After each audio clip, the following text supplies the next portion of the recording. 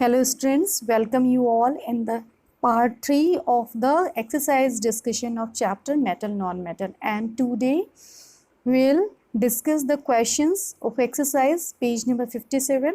It is the last session of this video. So question number 8, what is the question is, in the electrolytic refining of a metal M, what would you take as the anode, the cathode and the electrolyte?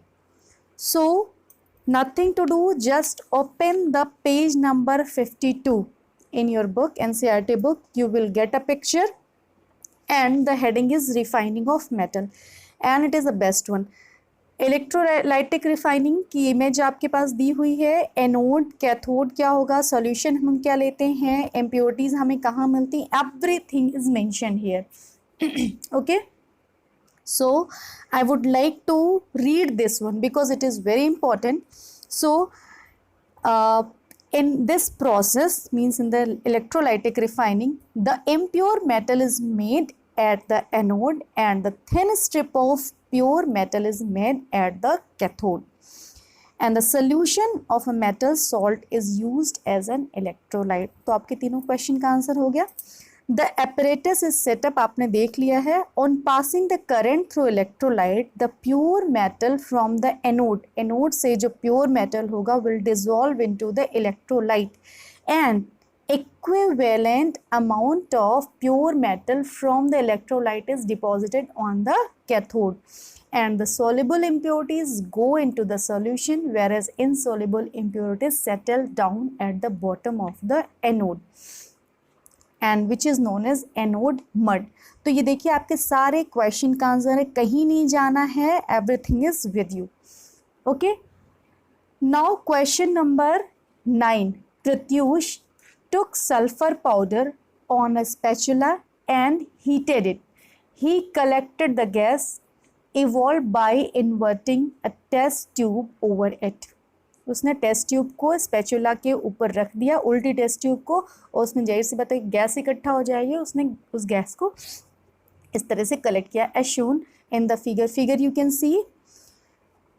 Now the question is what will be the action of gas on dry litmus paper, moist litmus paper. Sulphur है, it will react with oxygen, it will form sulphur oxide, means ये इसका अपने metal का अपने element को oxide बनाएगी, sulphur dioxide हमें मिलेगा. अब हमें ये पता है कि ये सल्फर क्या है, नॉन मेटल है. क्लियर. तो नॉन मेटल्स के जो हाइड्रोक्साइड्स होते हैं वो क्या होते हैं, एसिडिक होते हैं नॉन मेटल्स के. But the question what will be the action of gas on dry litmus paper. Dry है तो अभी हमें हाइड्रोक्साइड नहीं मिला है, means there will be no action, no effect on the dry litmus paper. But when there is, अब second question क्या, moist litmus paper. Moist litmus paper होगा तो क्या होगा कि it will get the hydroxide, and hydroxide is acidic in nature, means it will turn the blue litmus paper into red litmus paper.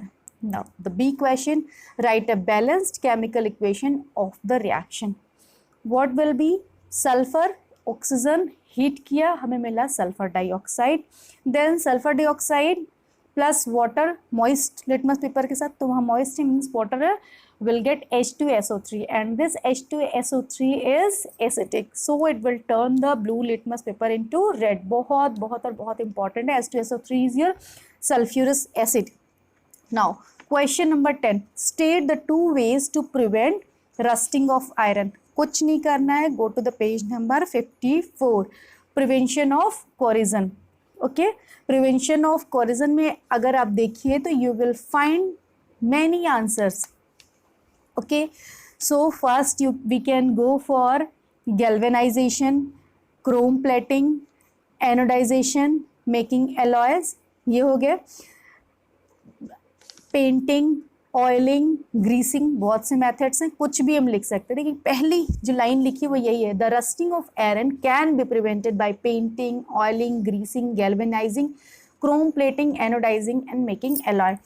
Now I would like to mention here that galvanisation, इसको भूलना नहीं है, बहुत बहुत और बहुत important है. What is this galvanisation? It is a method of protecting steel and iron from rusting by coating them with thin layer of zinc. ये बहुत इंपॉर्टेंट है. I don't know why, but this question is very favorite question of all competitions. कि कौन सा metal होता है जो हम गैल्वेनाइजेशन में यूज़ करते हैं, किसकी थिन लेयर हम कवर कोट करते हैं, that is zinc. The galvanized article protect against rusting even if the zinc coating is broken. जब जिंक कोटिंग ब्रेक भी हो जाती है तो भी ये प्रोटेक्ट करता है. क्यों? क्योंकि जब आप यहाँ पर रिएक्टिविटी सीरीज में आ जाते हैं then you will find that ये नीचे की लेयर को प्रोटेक्ट करना शुरू कर देता है, because it is more reactive. If you will find then you will get that zinc is more reactive. तो पहले यही रिएक्ट कर जाता है और एक ऑक्साइड की लेयर बना देता है जिससे कि आपका आयरन प्रोटेक्टेड रहता है.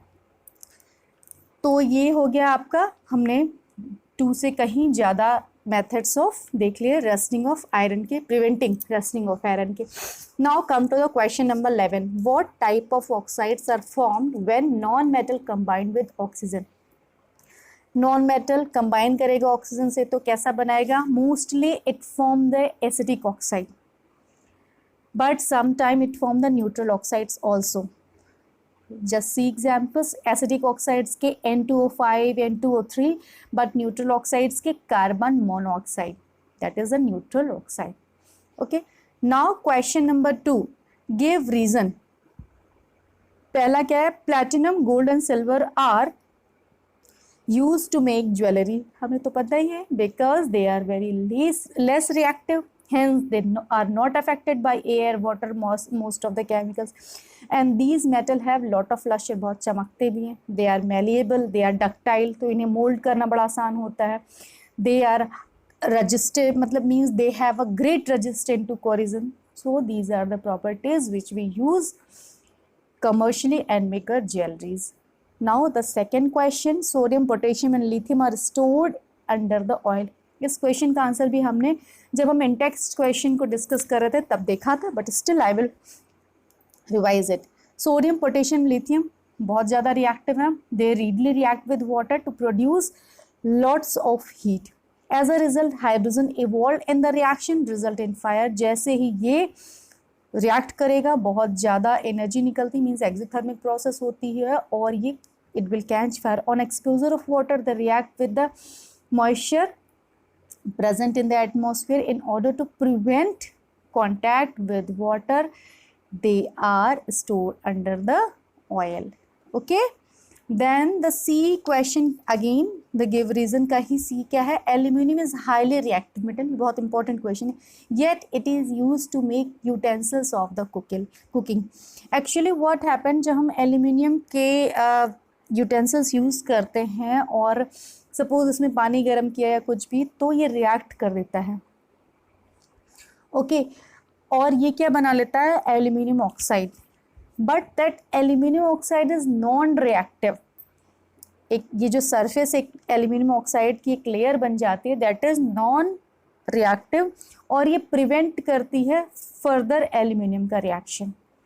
तो ये जो होता है आपके लिए बहुत एक तरीके से वो खुद में ही खतरा है और खुद में ही अपनी सेफ्टी ढूंढ लेता है. Aluminium forms on its surface a non reactive surface of aluminium oxide. Such coating prevent other compound from reacting to the aluminium. तो एल्यूमिनियम से कोई और कंपाउंड रिएक्ट नहीं कर पाता क्योंकि एक तरीके से एक शीट या शील्ड बन गई है. So aluminium is being used to produce utensils for cooking. Now the what was the D Carbonate and sulfides ore are usually converted into oxides during the process of extraction. Reducing metal oxides into free state metal is easy. आपको पता है कि ये जो carbonate और sulphate है, actually क्या होता है कि जब हम मेटल ऑक्साइड को रिड्यूस करते हैं और वहाँ से मेटल एक्सट्रैक्शन करते हैं तो ये बहुत आसान काम होता है. तो हम इस पूरे को पहले हम इसके ऑक्साइड में कन्वर्ट कर लेते हैं ताकि हमें आसानी हो अपने मेटल्स को एक्सट्रैक्ट करने में। तो हम पहले कार्बन और सल्फाइड को किस में कन्वर्ट कर लेंगे, उसके ऑक्साइड में, and then we will go for reduction process. That is the answer. Means हम अपना कन्वीनियंस केवल देखते हैं।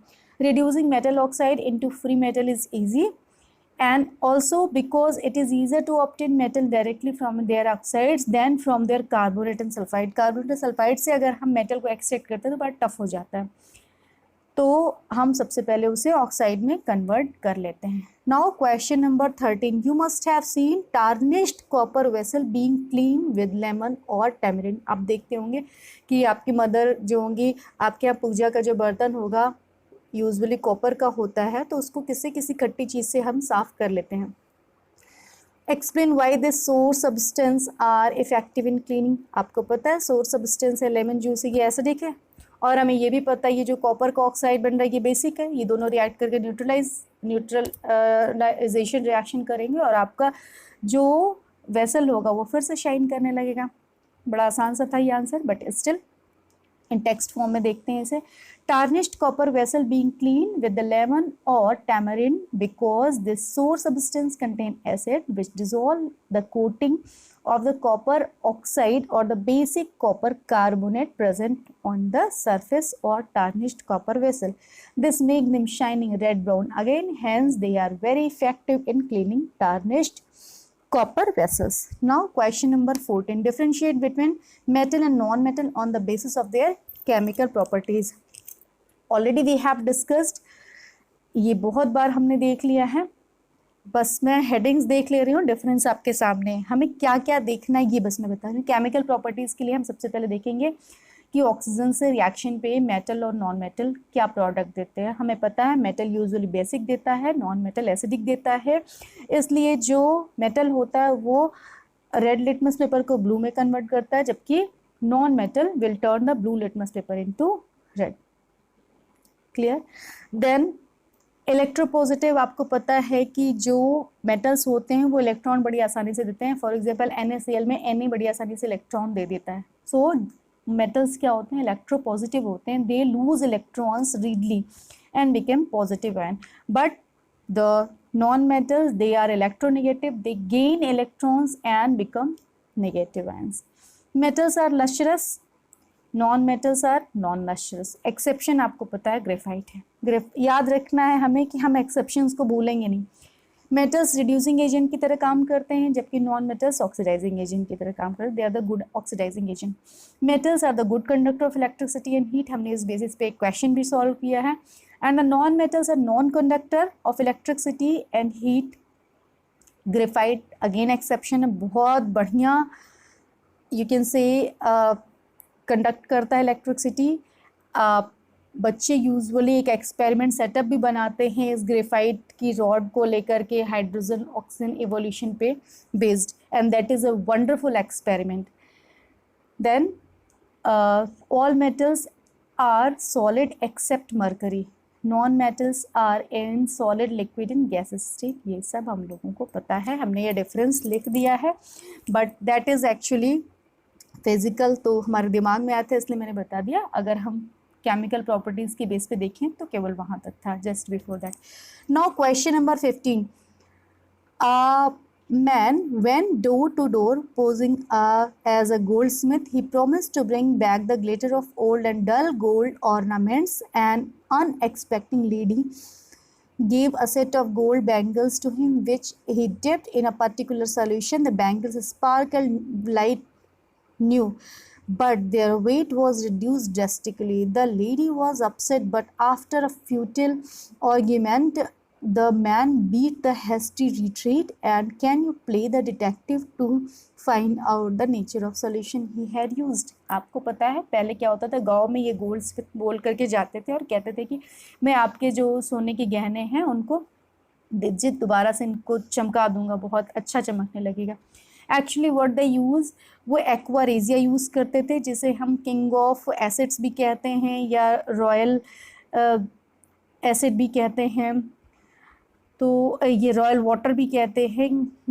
ये जो होता है एक्वारेजिया होता है, इसमें HCl हाइड्रोक्लोरिक एसिड और HNO3 नाइट्रिक एसिड कंसनट्रेटेड होते हैं 3:1 के रेशियो में, मीन्स 3 पार्ट होता है कंसनट्रेटेड HCl का एंड 1 पार्ट होता है कंसनट्रेटेड HNO3 का। एक्वा रेजिया, ये इसे रॉयल क्यों कहते हैं या फिर किंग ऑफ एसिड्स क्यों कहते हैं? Because it have the capacity, they are capable to dissolve noble metals, like जो non reactive least reactive metals थे गोल्ड प्लेटिनम, इनको भी डिजोल्व कर लेते हैं।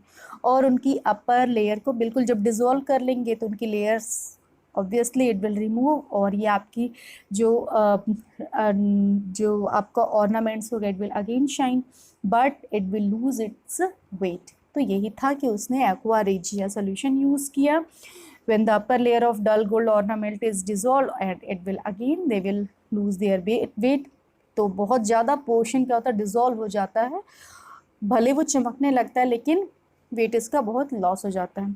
Now the last question, give reason why copper is use to make hot water tanks and not steel. आपको पता है कि अगर हम कॉपर का रिएक्शन वाटर से देखते हैं तो हम देखते हैं will find that copper does not react with इधर वाटर और स्टीम, बट जो स्टील होती है ये रिएक्ट करती है और करोड हो जाती है स्टीम के साथ, भाप के साथ स्टील खराब हो जाएगी, लेकिन कॉपर नहीं रिएक्ट करता। So we use copper to make hot water tanks, not steel.